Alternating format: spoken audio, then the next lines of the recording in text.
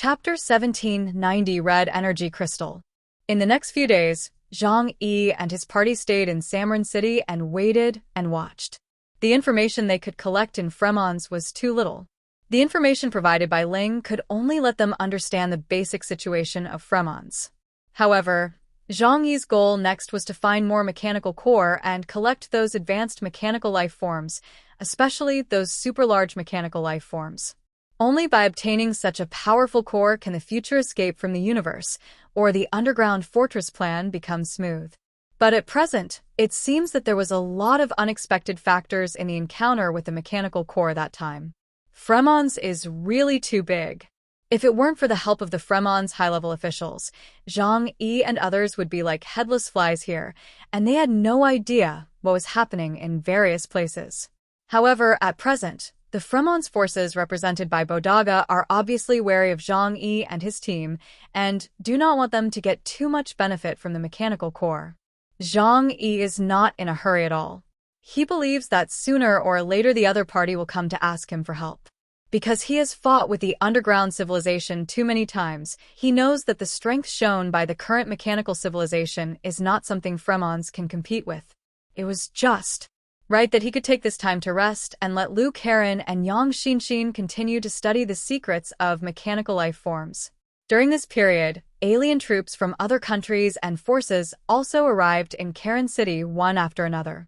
Among these people, Zhang Yi only recognized the alien troops from Colombia. Among them was his old acquaintance Newton, and he didn't know anyone else. In name, all forces were here to resist the invasion of mechanical civilization, but in fact, there was still a competitive relationship between countries and organizations. But watching the alien troops from various countries arrive one after another, the top leaders of Fremons began to have different ideas in their hearts. Bodaga stood on a high-rise building under the cover of the blizzard, looking at all directions of the city.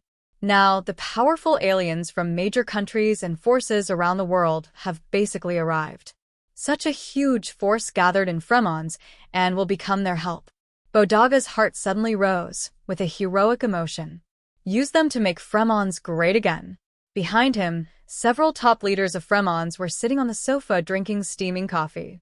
Hearing what Budagia said, several people looked at each other and said, "These are the world's top strongmen. Are you sure you can command them? Don't let them backfire." A senior official of Fremons with a big back hair said. Budagia smiled slightly, turned around and said confidently, "As long as the benefits are properly distributed, I believe they will be willing to work for us." A bald old man next to him stared at him, but it seems that the situation is not so ideal at present. For example, the Chaos team of Huashu Kingdom and the Indra team of Bharata. After they came to Fremons, they didn't even say hello to us, and started their own actions. And, he said here, snorting in dissatisfaction, they took all the spoils they obtained in the territory of Fremons, and didn't give us a penny. This is really too much. The big back hair also said, whether it is Huashu Kingdom or Bharata, they are both powerful countries around us. We can't even control them, let alone the alien organizations in various countries in the world. Budagia smiled. With his hands behind his back, he took the old-fashioned cup with a red 5-pointed star printed on it, took a sip of coffee, and said slowly, "It is precisely because there are so many alien organizations here that we can deal with them and maximize our interests." Oh. So, what are your plans? The officer with the slicked back hair looked at him curiously. Bodaga pointed to the floor under his feet. "This is Fremons. If they want to continue to benefit from the war with the mechanical civilization, they need us to provide them with intelligence. Otherwise, they will be like headless flies." The bald man frowned and said sternly, "But we need their strength. Relying solely on the strength of Fremons, it will be difficult to compete with the powerful underground civilization. If things are done too much, it will be bad." Bodaga smiled. "I know the limits. So, this will be a very good exchange of interests." He raised a finger. "So, my plan is that in the next operation we, Fremons, will provide intelligence to the alien forces of various countries. Then let them fight against the forces of mechanical civilization. Then all the spoils will be divided into 30% and 70%. The slicked-back man frowned. 70%? Isn't this too much? They may not agree. Bodaka said, 70% is theirs. We only need 30%. He spread his arms. But we don't need to dispatch troops. We are only responsible for providing intelligence and logistical supplies. Let them rush to the front line to fight, to bleed and sacrifice. A little bit adds up to a lot. Not only can we Fremons retain our manpower, but we can also obtain a lot of resources. Isn't this wonderful? The slicked-back and bald-headed looked at each other and fell into deep thought. The slickback took out a box of cigars from the pocket of his woolen coat, lit it, and took a few puffs. After a long while, he said, "This plan is really good.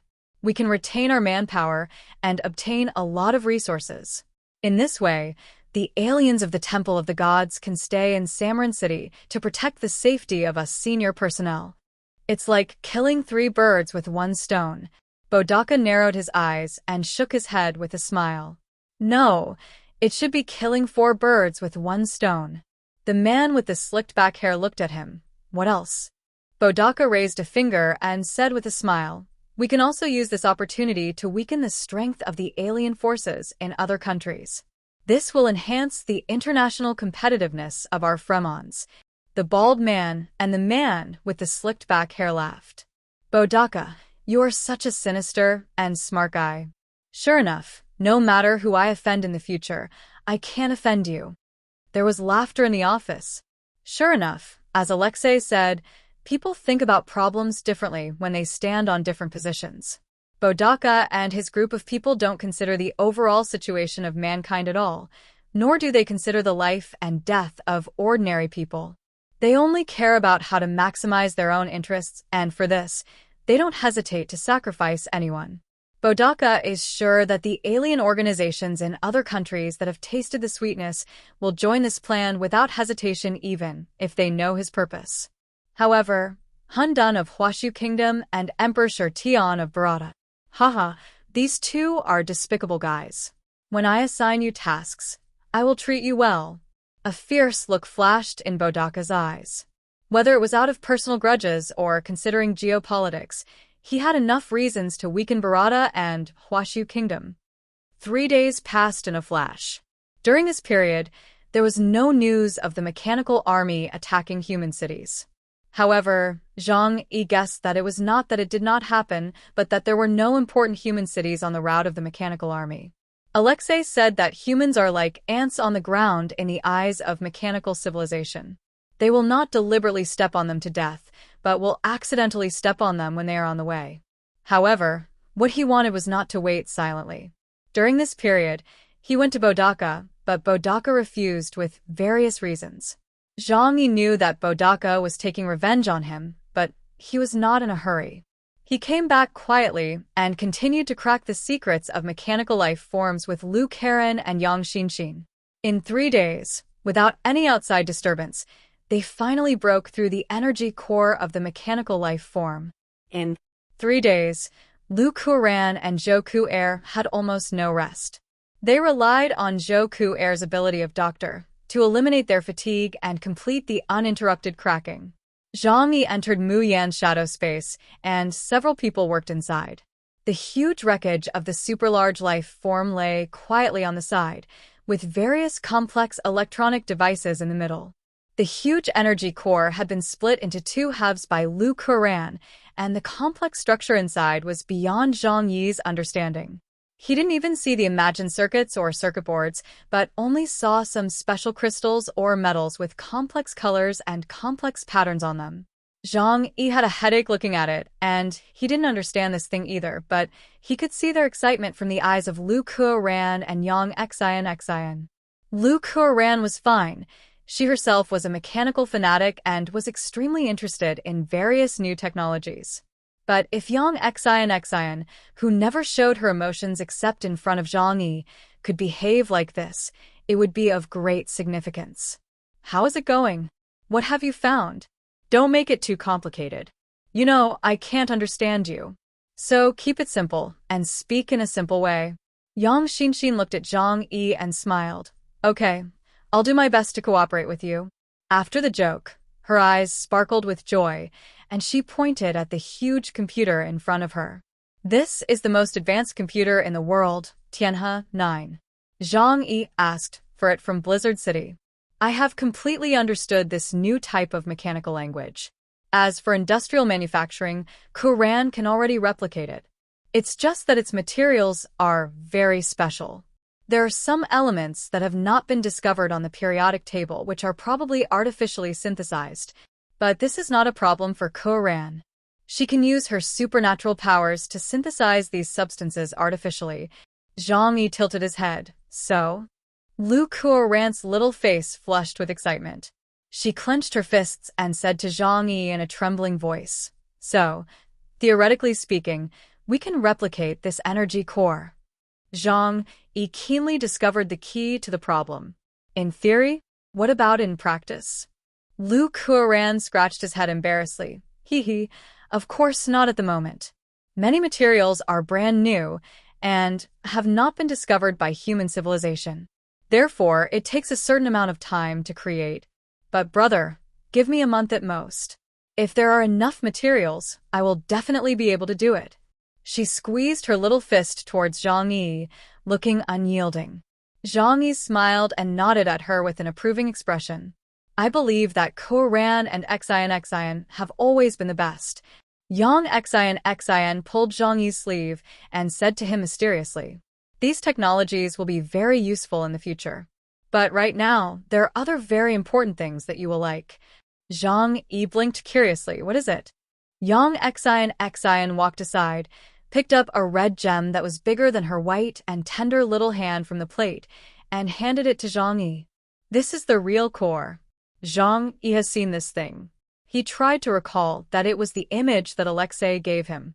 Among them, the humanoid creatures were equipped with this red gem.